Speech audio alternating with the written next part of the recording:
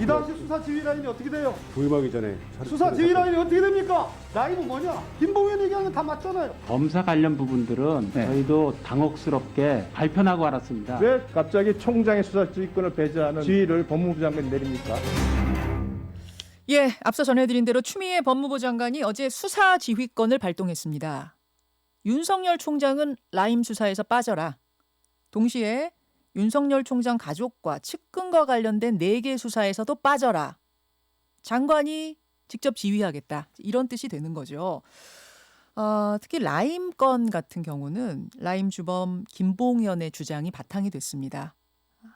그러자 윤석열 총장은 30여 분 만에 수용 입장을 밝혔습니다. 이로써 대한민국 헌정사상 3번째 수사지휘권의 발동이자 추미애 장관 들어서 2번째 수사지휘권이 발동이 된 건데요. 어제 국감이 한창 진행 중이었어요. 서울고검하고 남부지검 국감 이런 게 한창 진행 중에 이 뉴스가 들려오면서 국감장이 상당히 술렁였다고 합니다. 그 자리에 계시던 분이죠. 법사위 소속 더불어민주당 박주민 의원 먼저 연결하겠습니다. 박 의원님 안녕하세요. 예, 안녕하십니까. 어제 오후 전격적으로 이루어진 이 수사지휘권 발동 일단 어떻게 받아들이십니까? 예, 최근에 이제 그 라임 관련해서는 보고 체계의 문제라든지 또 적절한 수사 지휘가 있었는지 여부 이런 것들이 문제가 됐었고요. 그리고 윤 총장의 가족 관련된 부분은 또 총장이 좀 관여가 될 수밖에 없지 않냐라는 측면이 계속 문제 제기되어 왔기 때문에 어제 법무부 장관의 그 수사지휘권 행사는 필요하고 적절하지 않았나 이렇게 보고 있습니다. 필요하고 적절한 조치였다. 특히 그 라임 수사에서 윤 총장이 빠져야 하는 결정적인 이유는 뭔가요? 라임 수사 관련돼서는 크게 이제 3가지 정도의 문제가 제기되고 있지 않습니까? 먼저 수사 방식 자체가 굉장히 그동안 문제 제기 많이 되었던 방식을 그대로 썼다라는 의혹이 제기되고 있고, 또 하나는 수사 검사 등을 비롯한 수사 기관에 네. 비위가 있지 않느냐 이거 하나 있고. 그러니까 김봉현 씨가 과거에 검사 3명한테 술접대를 했는데 그 중에 한 명이 라임 수사팀에 합류했더라 이거 말씀하시는 거죠? 그것뿐만 아니라 이제 예. 검찰 수사관 얘기도 나옵니다. 검찰 수사관. 예. 그건 뭐죠? 그리고 검찰 수사관 얘기는? 그 입장문에 보면은 검사를 접대했다는 것뿐만 아니라 네. 수사관들에 대해서도 일정한 그런 향응이라든지 뭐 이런 제공이 있었다라는 언급이 있죠. 그런데 그 사실을 알면서도 윤 총장이 이 비위에 대한 수사는 안 한 게 아니냐, 묵살한 게 아니냐, 이게 하나인 거고 또요. 그렇습니다. 예. 그리고 마지막이 선택적 수사, 즉 여권 인사에 대해서는 수사를 굉장히 이제 강하게 하는 반면에 야권 인사들에 대해서는 이제 수사가 제대로 이루어지지 않은 것 아니냐. 근데 요 3번째 부분에 대해서도 네. 이제 윤석열 총장이라든지 그 당시 수사 지휘 라인이 제대로 알지 못했거나 또는 알면서도 제대로 수사하도록 지휘를 하지 않았다라는 의혹이 있는 것이죠. 예. 그것들을 바탕으로 해서 윤 총장은 이번 수사 지휘에서는 빠지는 게 낫겠다 이런 판단을 장관이 했다는 얘기인데요. 네. 결국은 라임 주범 김봉현 씨의 편지가 바탕이 된 거네요. 지금 듣고 보니까. 꼭 이제 그렇게 볼 수만은 없는 게 무슨 얘기냐면은 예. 그 시발점은 김봉현 씨의 그 입장문인 것은 맞습니다. 근데 예. 그것이 문제가 되자 법무부가 지난주 금요일부터 시작해서 금토일 이렇게 3일간 자체 감사를 한 거 아니겠습니까? 예. 자체 감찰을 한 거 아닙니까? 그래서 감찰 결과에서 일정 정도 어떤 내용이 나온 것 같습니다. 그래서 그 내용을 바탕으로 그런 수사 지휘를 한 것 아닌가 이렇게 보고 있습니다. 근데 윤 총장 측은 이제 이렇게 말합니다.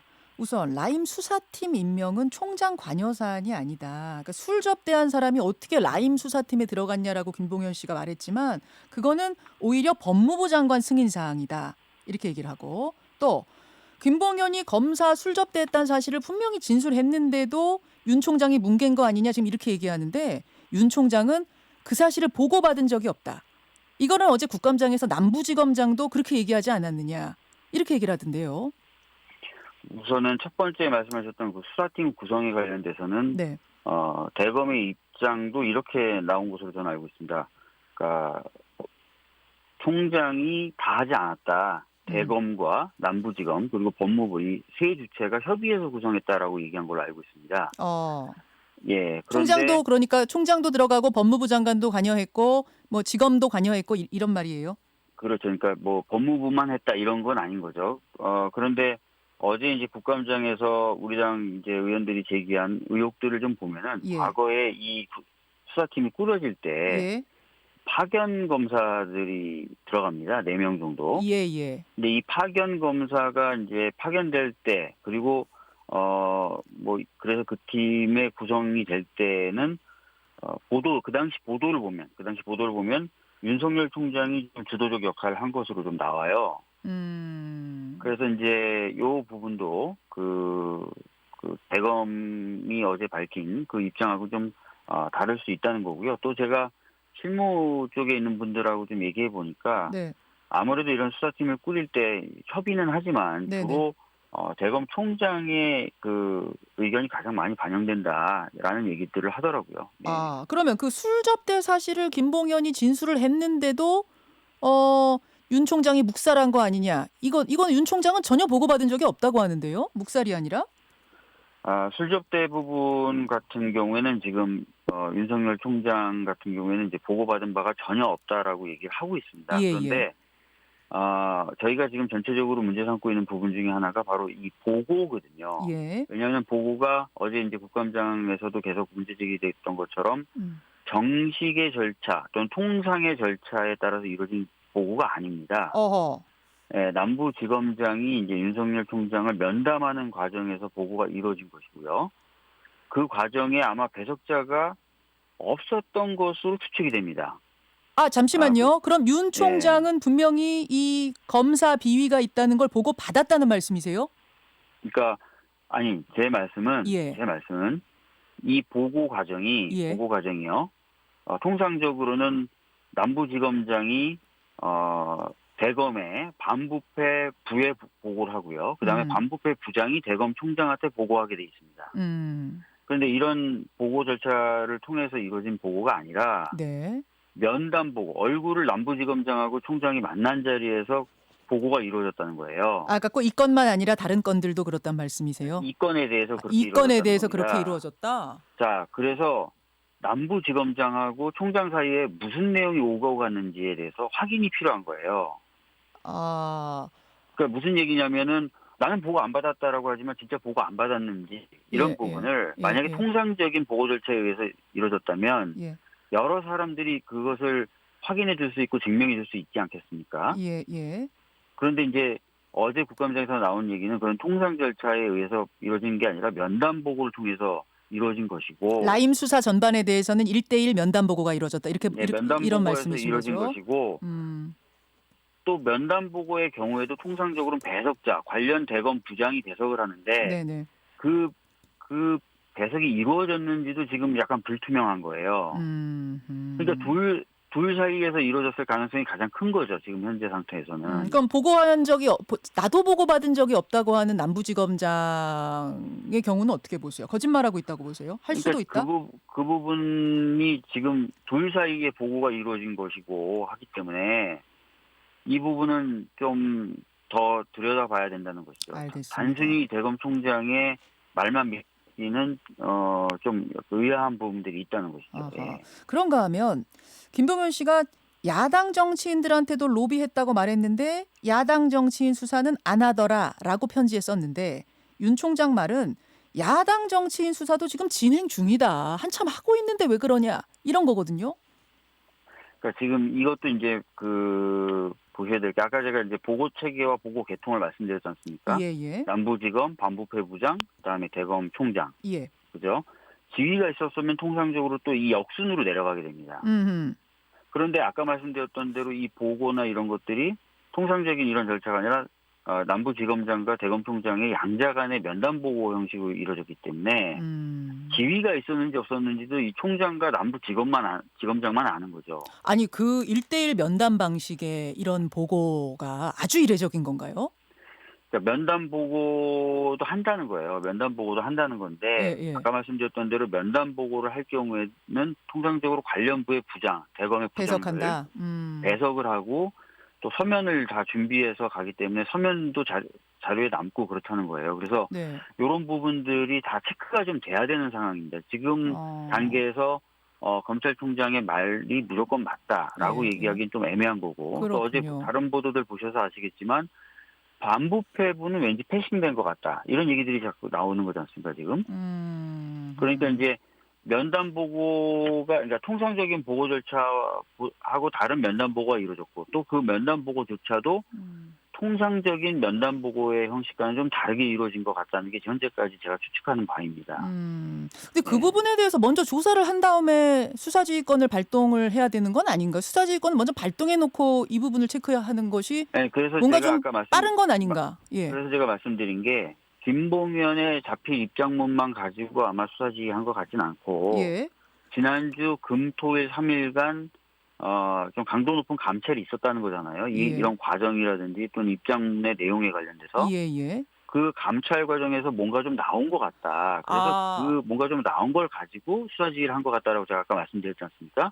박주민 네, 의원님은 그런 혹시 거라고 알고 계시는 건 없습니까? 그러니까 말씀 저도 듣다 보니까 이 정도 가지고 역대 3번째 수사지휘권을 발동하기엔 좀 약한 느낌이 들어서 혹시 박주민 의원은 알고 계시는, 하지만 우리들은, 국민들은 아직 모르는 어떤 결정적인 게 3일간의 감찰 과정에서 나온 게 아닌가? 뭡니까? 아니다. 감찰 과정에서 나온 내용에 대해서는 저도 모릅니다. 모르세요? 저도 모르는데 예.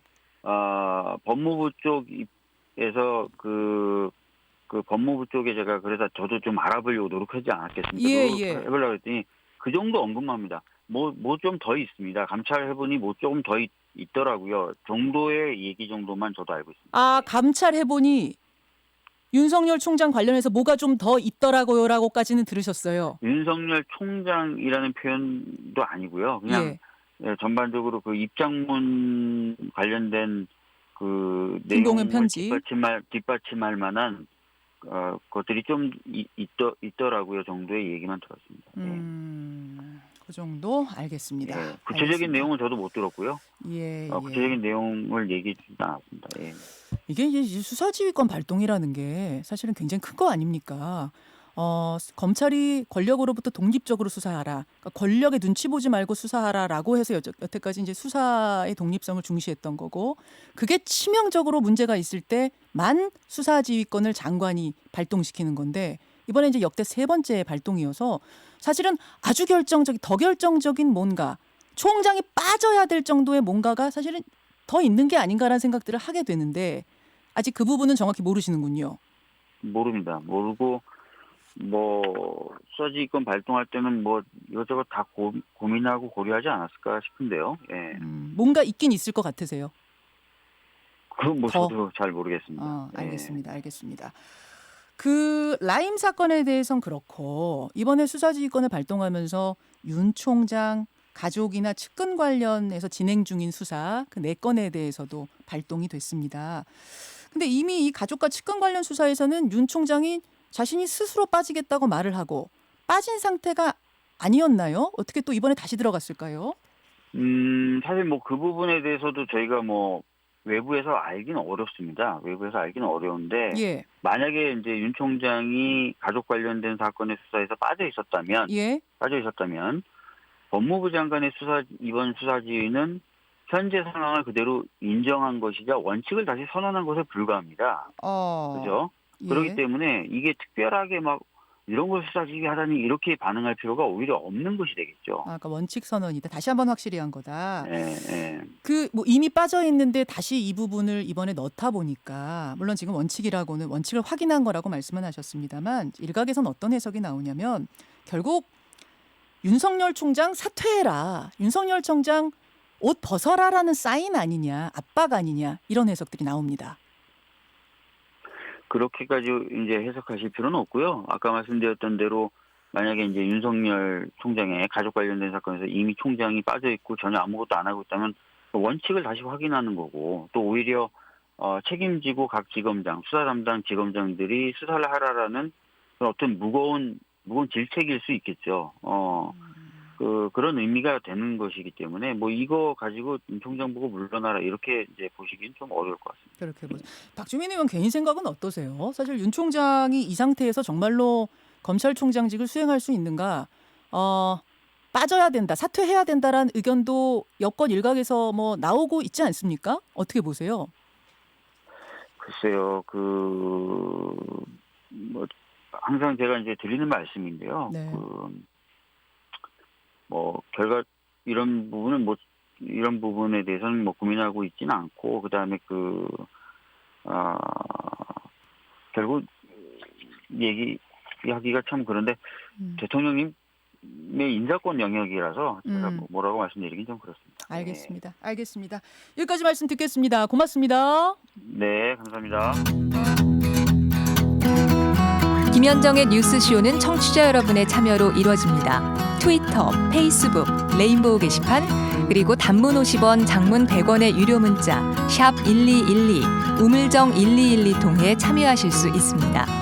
김현정의 뉴스쇼, 여러분과 함께 만듭니다.